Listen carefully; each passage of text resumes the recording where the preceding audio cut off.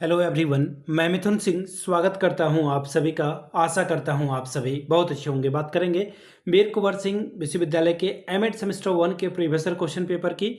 Paper था आपका fundamental of education research CC4, इसका कोड है 25-27 का सेशन का। ये क्वेश्चन पेपर आपके साथ में साझा कर रहा हूं। आगे बढ़े उससे पहले मैं आपको बता दूं, पिछले 5 साल के जितने भी प्रीवियस ईयर क्वेश्चन पेपर हैं, सारे क्वेश्चन पेपर की PDF आपको 99 में और सजेशन आपको 299 रुपये में प्रोवाइड कर दिया जाएगा।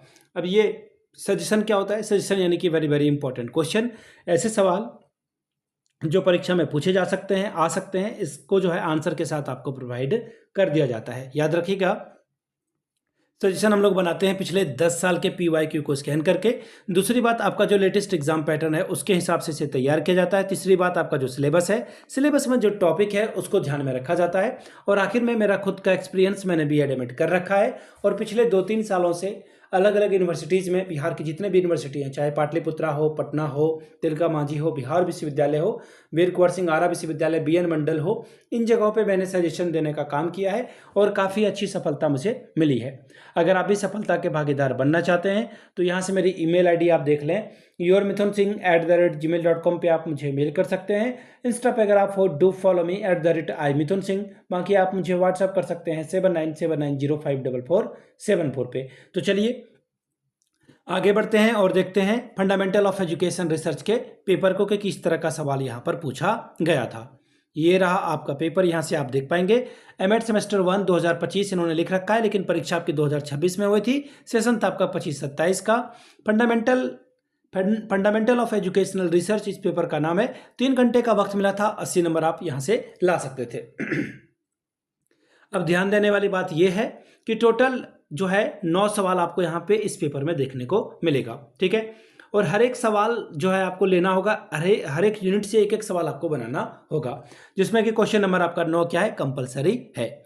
यूनिट 1 का पहला सवाल, describe different sources of generating knowledge, ज्ञान उत्पन्न करने के विभिन्न स्रोतों का वर्णन करें। अगला सवाल, define research problem and discuss की criteria for the selection of a good research problem, शोध समस्या को परिभाषित कीजिए और एक अच्छी शोध समस्या के चयन के प्रमुख मानदंडों का वर्णन करें।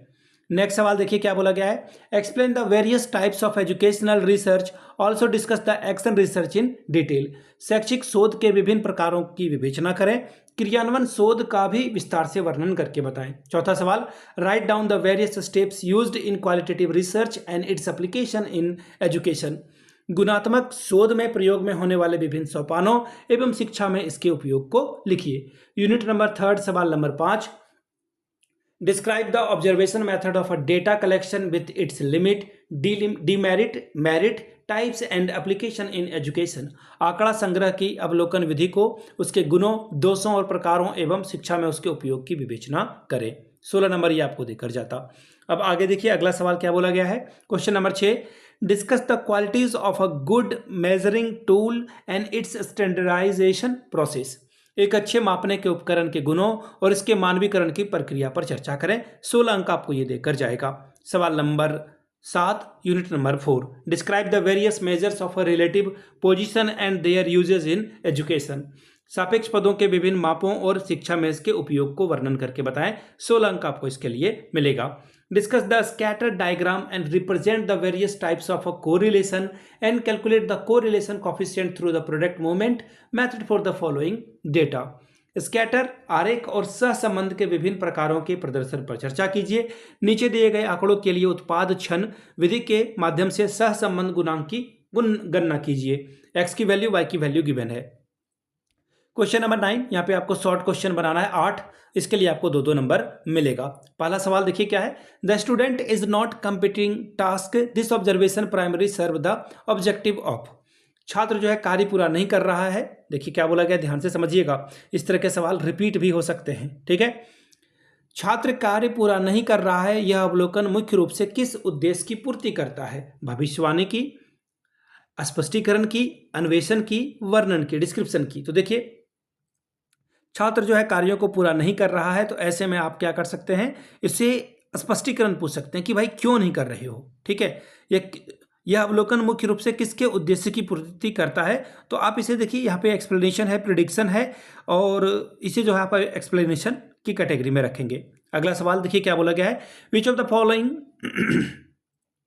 Which of the following is not a core area of research in teacher education? Teacher personality, effectiveness, impact of a teacher training and program, classroom design and its effect on learning, student enrolment number in a district. देखिए सारे जो option है आपके, यानी कि शिक्षक, व्यक्तिगत जो व्यक्तित्व है, प्रभावशीलता है, इसकी आप तो ऑब्वियसली करोगे ही करोगे। शिक्षक का प्रशिक्षण कार्यक्रम का क्या प्रभाव है और इसमें क्या सुधार की गुंजाइश है वो आप देखोगे।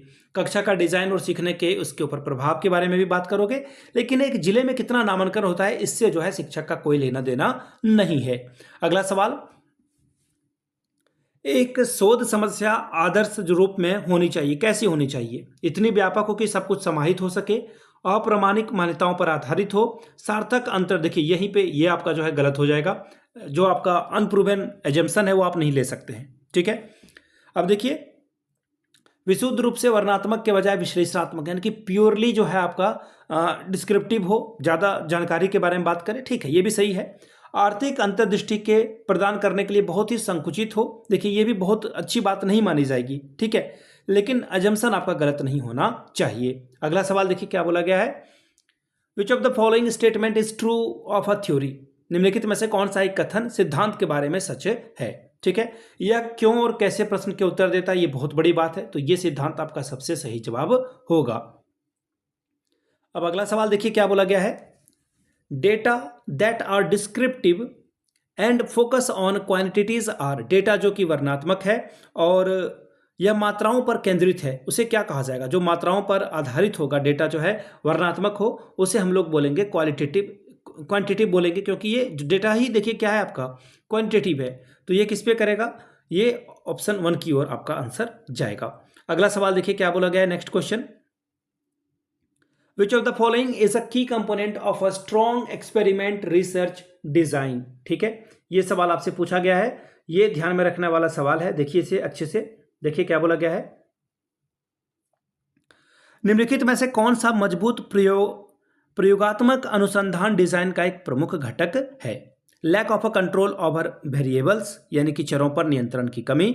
दूसरा ऑप्शन देखेंगे हम लोग, high degree of a control for the confounding variables, भ्रमित करने वाले चरों के लिए उच्च स्तर का नियंत्रण।